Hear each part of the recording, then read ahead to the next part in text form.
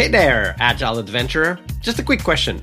What if, for the price of a fancy coffee or half a pizza, you could unlock over 700 hours of the best Agile content on the planet? That's audio, video, e-courses, books, presentations, all that you can think of. But you can also join live calls with world-class practitioners and hang out in a flame war-free and AI slop-clean Slack with the sharpest minds in the game. Oh, and yes, you get direct access to me, Vasco, your Scrum Master Toolbox podcast. No, this is not a drill. It's the Scrum Master Toolbox membership. And it's your unfair advantage in the Agile world. So if you want to know more, go check out scrummastertoolbox.org/membership. That's scrummastertoolbox.org/membership. And check out all the goodies we have for you. Do it now. But if you're not doing it now, let's listen to the podcast. Hello, everybody. Welcome to one more special episode. This bonus episode is with Stavros Stavru. Hey, Stavros, welcome to the show. Hey, Vasco. Thank you very much. And I hope it will be a real show today.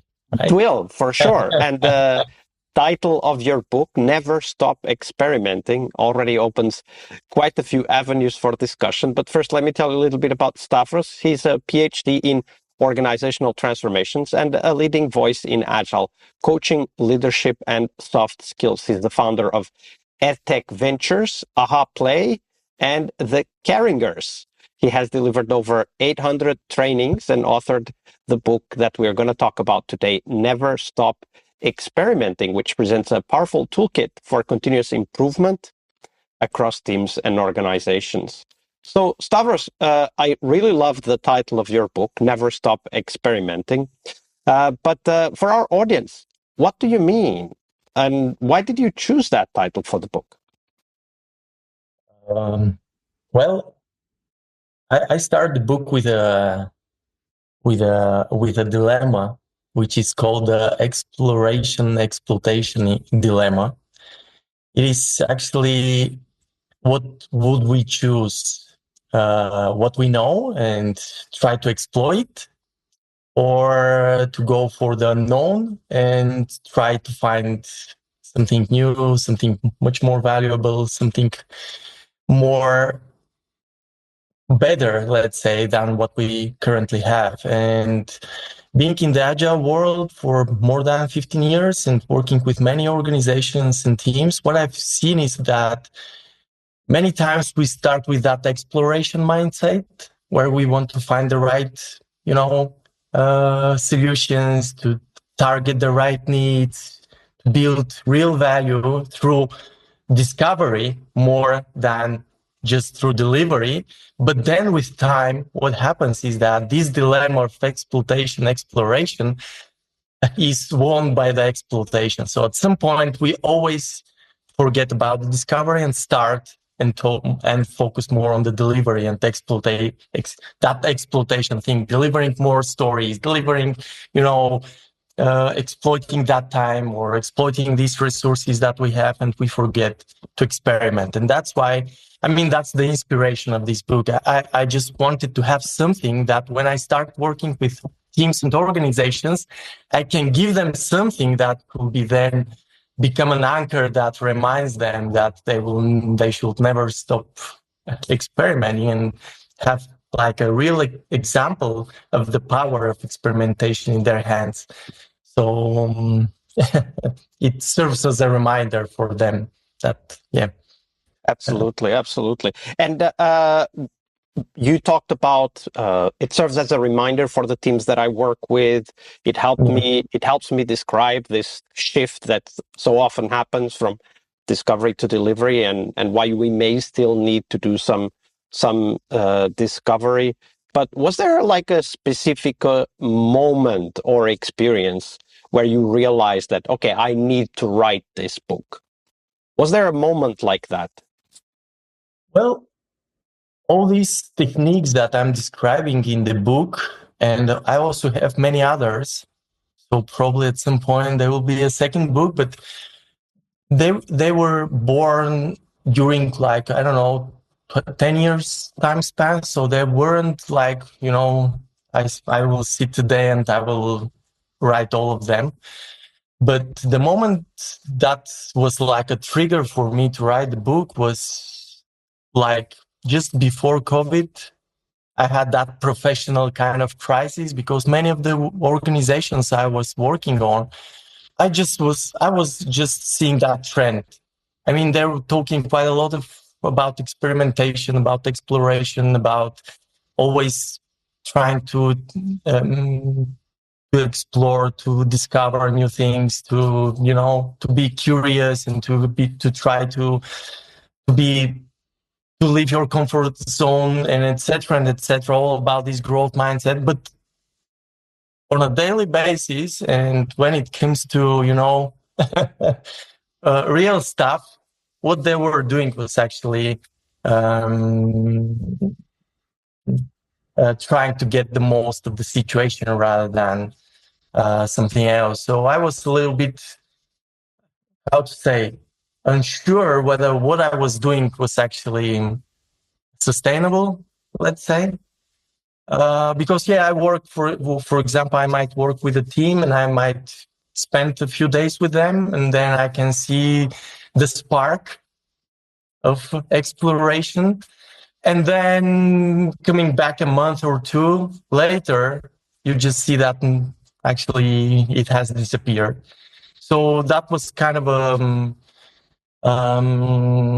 understanding that I understand. I mean, I was thinking how I can help these teams and these organizations stay, um, I mean, be a little bit more cautious about that trend that I'm seeing. Okay, so help us understand that a little bit more. So you were talking with teams and you saw that they constantly focused on delivery and they forget that actually there's a lot of value to be found in the discovery. Not just the teams themselves, the product, but also ourselves as agile coaches and scrum masters. And if I understand you correctly, what you saw is that people didn't have techniques, or was it that the perspective were missing? Like what was it that you were observing in the teams?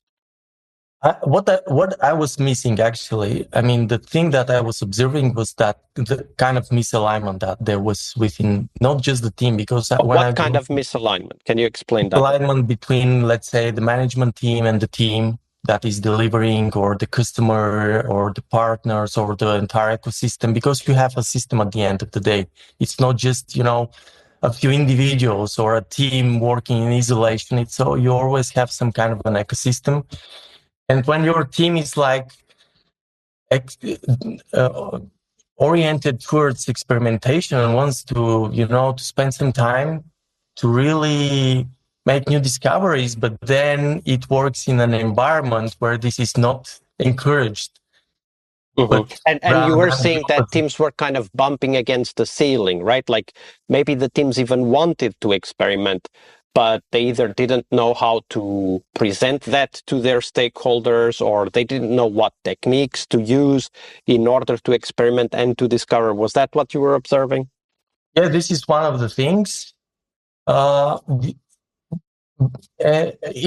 from one side, it was like the the the teams themselves didn't have, I mean, because experimentation, it doesn't happen like that. I mean, you have to sit down a little bit, spend some time thinking what kind of experiment should I run, what should I try, and etc. It's a creative process where you have to, because it's not just a wild, jumping into the the dark. You need to do some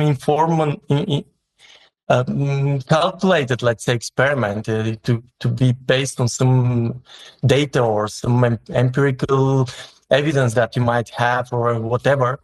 So, but this needs some effort. You have to spend some time thinking about what you should experiment next. So I wanted just to give some toolbox of different things that they could experiment so they don't stop experimenting from one side. From the other side, it's more about how they, what you said, how they sell that to the business, especially if the business is very result oriented. They want to see the results. They want to see the figures. I mean, and this is what it's all about. And how do you prove the return on investments, let's say, of exploration? And that was another challenge for the teams, definitely. Because even sometimes, and this is when I talk a lot about experimentation with the teams, and then they hit the resistance from the management team, it had even a negative impact on the team, because they want to experiment. Their management team doesn't allow them to experiment quite as much as they want. And then everything I said to them and all that motivation actually turns into demotivation for them, because, I sell the idea of experimentation and then they don't have the chance actually. So is the book also then for us coaches and scrum masters to be able to prepare the terrain so that teams can actually experiment when they finally get into it, when they get interested and motivated to do it? From one side, it's that two set, or a set of things that you can experiment when you don't have any ideas of what to experiment next. But you know that you have certain challenge or you have certain need and you don't know how to address it. On the other side, it's about the mindset, because this is what I want to do with Never Stop Experimenting. It's actually through example, through my own experience, to show how I managed, through that kind of experimentation, I managed to find different ways of solving problems or addressing different challenges. Not because there are not other techniques that you can use, but because in that particular context, with that particular team, that tool was not working very well. So we need to tweak a little. Okay, let's turn this into a real story. So tell us a story of how that happened in practice, so that we can then bring the tools and kind of make that more clear, more tangible for our listeners. So can you think of a story of a team? Tell us a little bit about the context, just enough about the context so that we know what we're talking about. And then what was the things that you tried? What kind of resistance did they get? How did the tools that you write about in the book really help that team? You mentioned the fatware matrix, and it's quite a good example, because with the fatware matrix, I'm a technical person, so my background is from engineering, and for me it's pretty clear that we should spend quite a lot of time for managing technical debt, to avoid feature creep, software bloat, etc., etc. So we should keep the product lean, because that makes the product much more maintainable. You can maintain greater speed and etc. But it's quite difficult to sometimes to convince the business that they need to spend some resource for that. And that was a challenge with some of the teams. How do you convince the business that you should spend some time removing some features, for example, or not doing these features because they might be too costly to maintain, or they might be too costly to develop in the first place, and you don't really understand the value that they will bring. And the fatware matrix was an experiment. Actually, we wanted to visualize somehow the features that we have in one of the products that we are building, some kind to plot the features, but not just like, we have this feature 1, 2, 3, 4, 5, just like a list of features, but to plot them on a matrix that shows from one side what is the value that this feature is bringing on the table. Was it really valuable? Using different, at the very beginning, we were using the Kano framework, where this is, just to categorize each feature. And then the other dimension was what was the maintenance cost coming from this feature. And when we plot this and when we show it to the product development team and then to the biz dev team, it was quite easy discussion, because we said, okay, if we spend a little bit time to remove this, you can see how we will save that amount of time and money, which we could then use for building something that's really valuable. And also, the team then got permission to actually go and do the work to remove those features? Yeah, but when you have that transparency with the fatware matrix, with it comes accountability as well, because the product people and the business people said, okay, so we got the picture, we got your idea, now it's much clearer for us. But now, do you promise that if we remove these things, then you will be your lead time, for example, will get better or will be improved? And you say, yeah, but then we need to be careful. We should keep the diet, and here comes the diet. So we can't promise you that if you continue adding non-value adding features, for example. Okay, so every time when we try to add a feature, let's plot it on the matrix, so we are sure that we are not putting new features that are actually again making our product heavy and actually draining it down again. So that tool became something that was actually from that moment part of the decision process whether we have a feature in our product or not. But it started with an experiment which was based on a need, how to visualize that, so we can make it clear and we can communicate the whole idea with somebody who thinks in money, in time, in resources. Absolutely. And I really like that relationship between what is the Kano perspective, so like how important this feature is for customer satisfaction or user satisfaction. Absolutely. The maintenance cost. A long time ago, I remember working with a team where we were experimenting with new features, but for every new feature, we had what we call the kill criteria, which is if the feature doesn't deliver this amount of value, whatever the value was, then we just remove it from the software completely, right? Like we don't keep it, we remove it. And I think that perspective that you shared, the fatware matrix, which I love the name, by the way, the fatware matrix really helps to bring that message home so that the stakeholders understand not only what they are getting or not getting, but also how much what is already there is costing.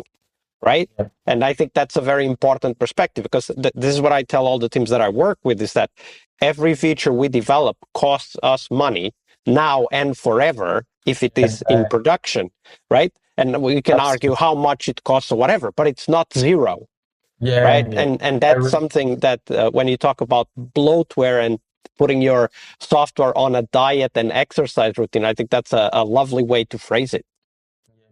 I totally agree, especially with the forever part, because this is the part that we are missing most of the times. We're thinking how much we will invest in the feature, but not thinking so much of what will it cost from the moment we develop it and deliver it until it stays in production. So absolutely, yeah.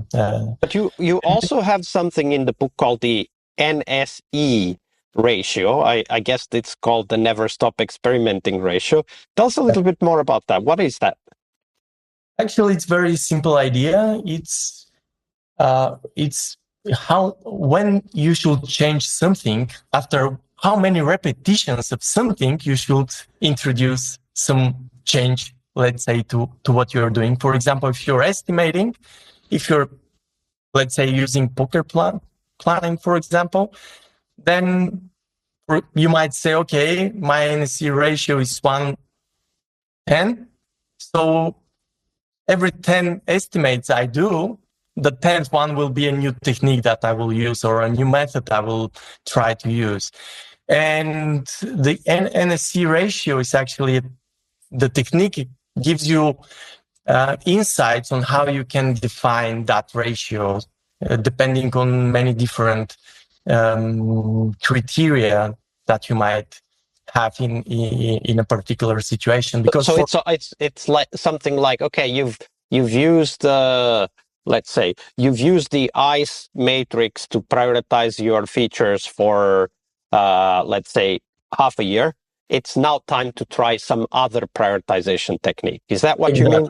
Exactly. For example, yeah, or it could be you don't have to use it specific for software development only. I'm doing it, for example, when I walk to my work, and I say, okay, every day I'm going through the same route, but then I might say, okay, every 5 times I will go through another route. So it's a more general tool that you set as a goal.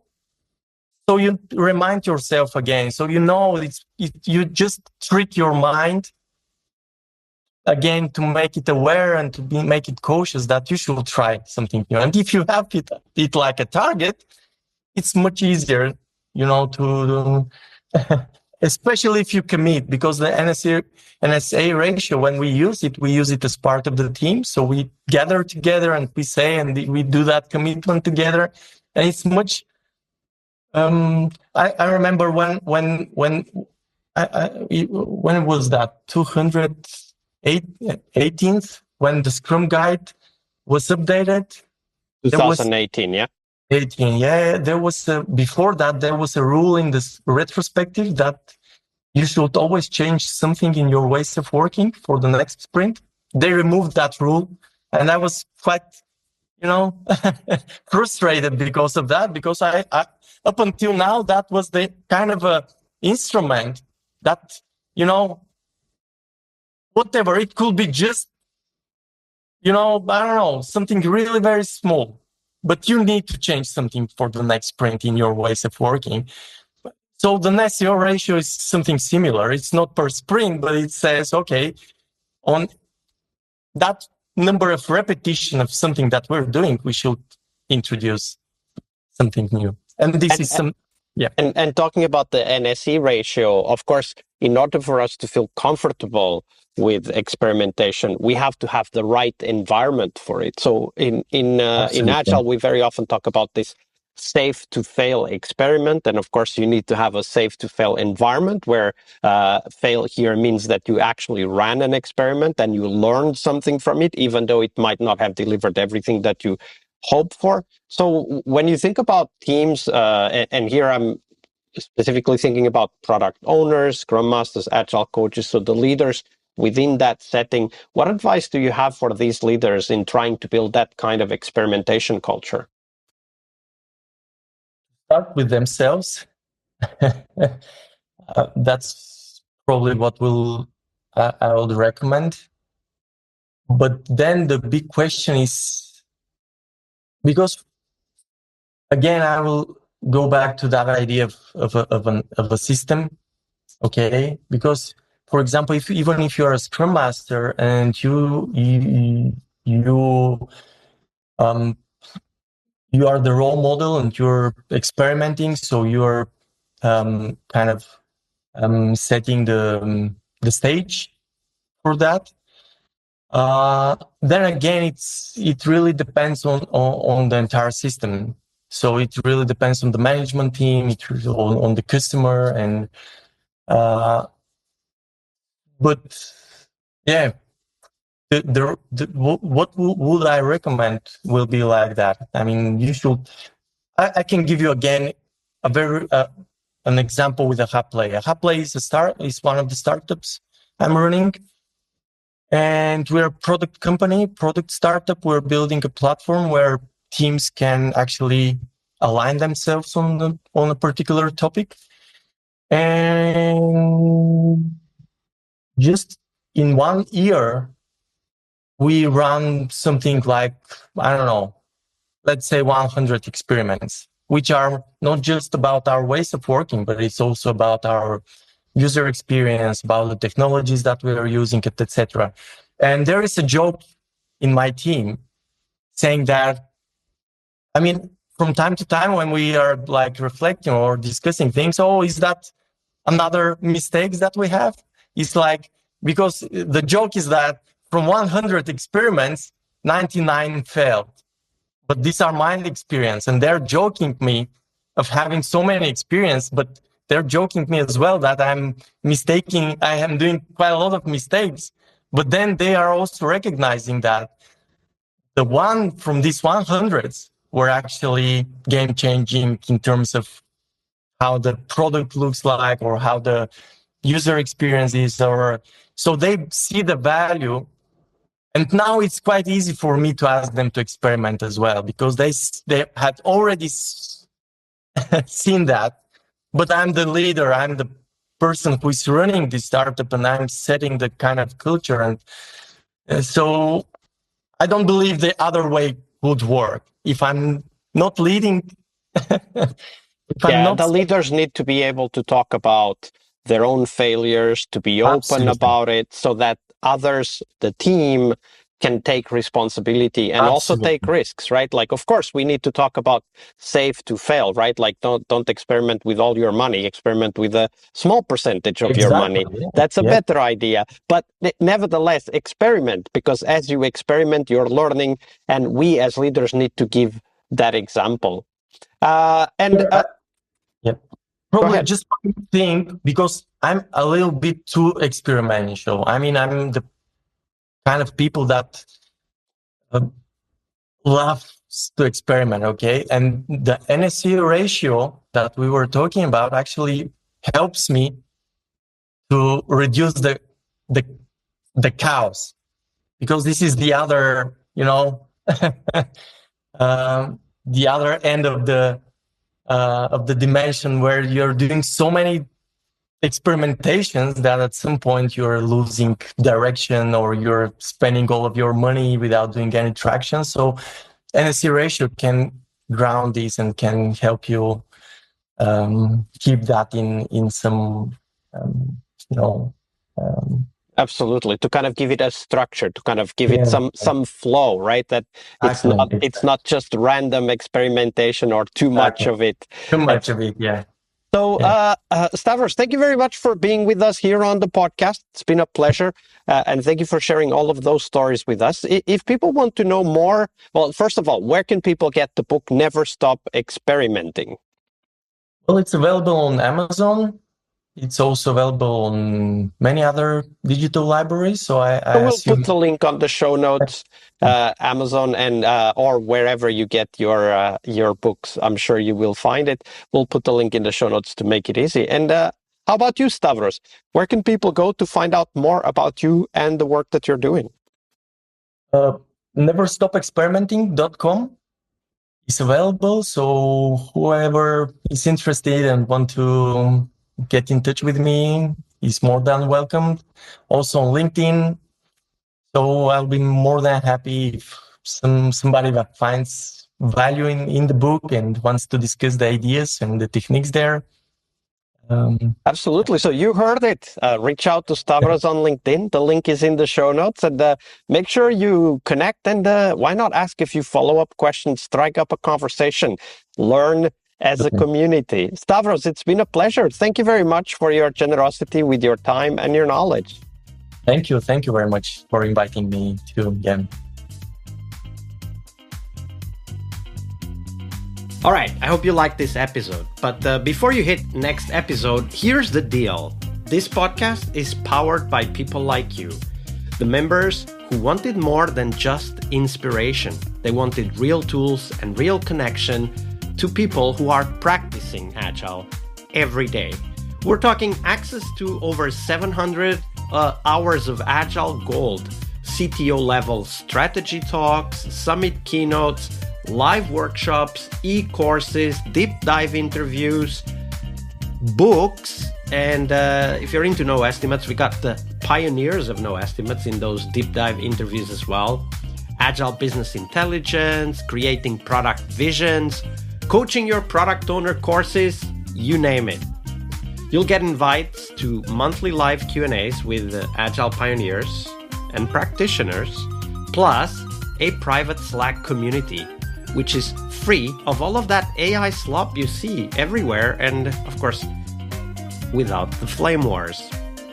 It's a community of practitioners that want to learn and thrive together. It's the best place to connect with community and learn together. So if this podcast has helped you before, imagine what you will get from this podcast membership. So head on over to scrummastertoolbox.org/membership and join the community that's shaping the future of Agile. And we have so much for you. So check out all the details at scrummastertoolbox.org/membership, because listening is great, it's important, but doing it together, that's next level. I'll see you in the community Slack. We really hope you liked our show. And if you did, why not rate this podcast on Stitcher or iTunes? Share this podcast and let other Scrum Masters know about this valuable resource for their work. Remember that sharing is caring.